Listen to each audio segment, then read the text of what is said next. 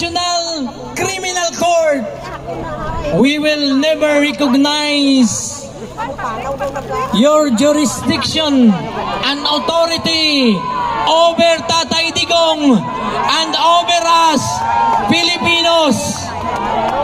International Criminal Court, as of today, you have the position of physical body of Tatay Digong, but you cannot take away our love and Tatay Digong's legacy in our hearts forever.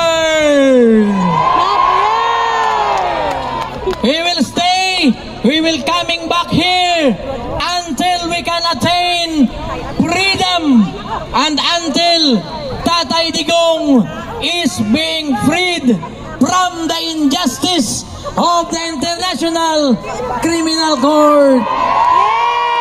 Once again, happy 81st birthday, Tatay Digong, and mabuhay ang Pilipino!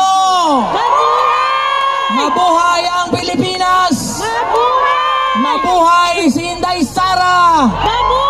Mabuhay ang buong angkan ng mga Duterte!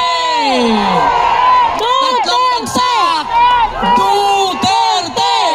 Duterte! Duterte! Maraming salamat sa inyong